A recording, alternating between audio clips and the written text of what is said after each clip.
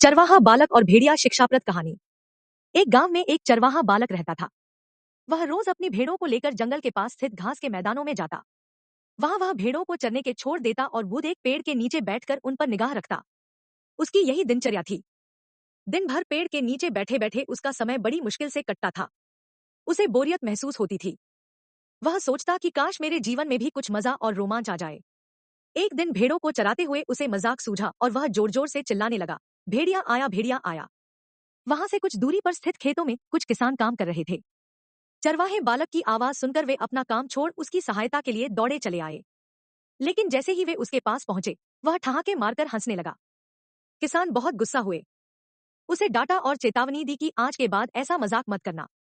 फिर वे अपने अपने खेतों में लौट गए। चरवाहे बालक को गांव के किसानों को भागते हुए अपने पास आता देखने में बड़ा मजा आया। उसके उनकी चेतावनी को गंभीरता से नहीं लिया। अगले दिन उसे फिर से मस्खरी सूझी और वह फिर से चिल्लाने लगा, भेड़िया आया, भेड़िया आया। खेत में काम कर रहे किसान अनहोनी की आशंका में फिर से दौड़े चले आए, जिन्हें देखकर चरवाहा बालक फिर से जोर जोर से हंसने लगा।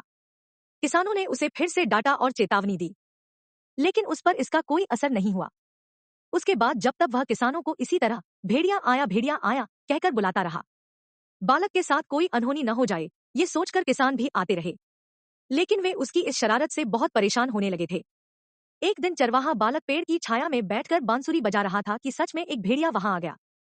वह सहायता के लिए चिल्लाने लगा, भेड़िया आया, भेड़िया आया। लेकिन उसकी शरारतों से तंग आ चुके किसानों ने सोचा कि आज भी ये बालक उन्हें परेशान करने का प्रयास कर रहा है, इसलिए वे उसकी सहायता करने नहीं गए। भेड़िया उसकी कुछ भेड़ों को मारकर खा गया। चरवाहा बालक दौड़ते हुए खेत में काम कर रहे किसानों के पास पहुंचा और रोने लगा, आज सचमुच भेड़िया आया था। वह मेरी कुछ भेड़ों को मारकर खा गया। किसान बोले, तुम रोज हमारे साथ शरारत करते हो। हमें लगा कि आज भी तुम्हारा इरादा वही है। तुम हमारा भरोसा खो चुके थे, इसलिए हम में से कोई तुम्हारी मदद के लिए नहीं आया। चरवाहे बालक को अपनी गलती का एहसास हुआ और उसने प्रण लिया कि वह फिर कभी झूठ नहीं बोलेगा और दूसरों को परेशान नहीं करेगा। सीख, बार बार झूठ बोलने से लोगों के विश्वास पर चोट पहुंचती है और उनका विश्वास टूट जाता है।